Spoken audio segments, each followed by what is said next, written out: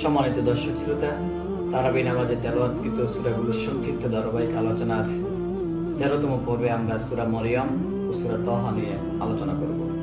সূরা মরিয়ম পবিত্র আল কোরআনুল কারীমের 19তম সূরা। এই সূরা শুরু হয়েছে হযরত জাকারিয়া, হযরত ইয়াহিয়া, হযরত ঈসা আলাইহিস সালামের কাহিনীর মধ্য দিয়ে। পাশাপাশি হযরত ইব্রাহিম আলাইহিস সালামের গল্পের কথা এখানে আলোকপাত করা হয়েছে। সূরাটিতে হযরত জাকারিয়া এবং তার স্ত্রী আল্লাহর কাছে হযরত ইয়াহিয়া আলাইহিস সালামের জন্মের ব্যাপারে প্রার্থনা করেন, অথচ উভয়ই ছিল বৃদ্ধ, তাদের সন্তান লাভের কোনো সম্ভাবনাই ছিল না। এরপর রয়েছে মরিয়মের কাছে হযরত ঈসা আলাইহিস সালামের জন্মের অলৌকিক তথ্যগুলো।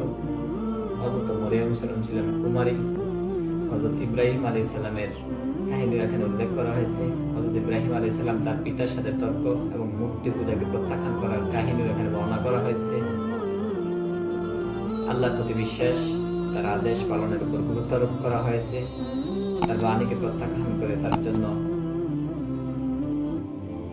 কি ধরনের শাস্তি নির্ধারিত হয়েছে সে বিষয়ে সতর্ক করা হয়েছে। বিচার দিবস এবং পরবর্তী জীবন সম্পর্কে জবাবদিহিতার কথা উল্লেখ করা হয়েছে। সামগ্রিকভাবে সূরা মরিয়মে আল্লাহর শক্তি, তার করুণা উল্লেখ করা হয়েছে। সেই সাথে সজীবন এবং নবীদের বাণীতে আশ্বস্ত করা হয়েছে কিভাবে আল্লাহর উপর তাওয়াক্কুল করলে একটা সুন্দর সমৃদ্ধ সমাজ করা যায়, মানুষ তার আকাঙ্ক্ষার বাইরে অর্জন করতে পারে, এ বিষয়ে বর্ণনা করা হয়েছে। সূরা তাহা কোরআনুল কারীমের 20তম সূরা।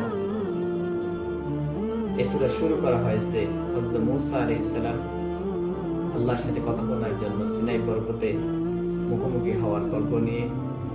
এই সূরা আলোচনা করা হয়েছে মূসা আলাইহিস সালামের অতি ছোটবেলা লালন পালন, তার একজন মিশরকে কিভাবে হত্যা করে মিশর থেকে পলায়নের কাহিনী। তারপর রয়েছে আল্লাহ রাব্বুল আলামিন তাকে কিভাবে নবী হিসেবে মনোনীত করেছিলেন। নবী হিসেবে মনোনীত করার পর কিভাবে দাম্ভিক তখনকার শাসক মিশরের বাদশাহ ফেরাউনের নিকট পাঠানোর নির্দেশ দিয়েছিলেন। মূসা আলাইহিস সালাম ও তার ভাই হারুন কিভাবে মূসা আলাইহিস সালামের কে দ্বীনে দাওয়াত দিয়েছিলেন, এই বিষয়টি বিস্তারিত সূরা আলোচনা করা হয়েছে। আলোচনা করা হয়েছে মূসা এবং ফেরাউনের মধ্যে সংঘর্ষের কথাগুলো, কিভাবে হযরত মূসা এবং তার ভাই হারুনকে আল্লাহ রাব্বুল আলামিন ক্ষমতা সম্পর্কে ফেরাউনকে বোঝানোর জন্য অলৌকিক কাজ যে সহযোগিতা করছিলেন, ফেরাউনের হঠকারিতা, আল্লাহকে বিশ্বাস করতে অস্বীকার করার শাস্তি এবং মিশরের মহামারী ইত্যাদি বিষয় নিয়ে এখানে আলোচনা করা হয়েছে। সূরা তাহায় আল্লাহ রাব্বুল আলামিন স্মরণ করে দেন তার ক্ষমা এবং তার আদেশ পালনের গুরুত্বের কথা।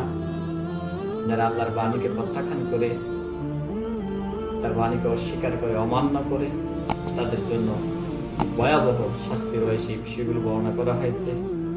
আমরা সকলে আল্লাহ শক্তি এবং ক্ষমতার উপর আস্থা রাখি। আল্লাহর পরিকল্পনা যেন আমাদের মধ্য দিয়ে বাস্তবায়িত হয়। আমরা যেন আল্লাহ নির্ধারিত সীমা রাখার মধ্যেই চলতে পারি, সেই প্রত্যাশা রাখছি। আল্লাহ আমাদের সবাইকে তার দ্বীনের জন্য কবুল করুক, তার প্রদর্শিত দেখানো পথে যেন আমরা চলতে পারি, সে প্রত্যাশায় আজকে দিতে আল্লাহ হাফেজ।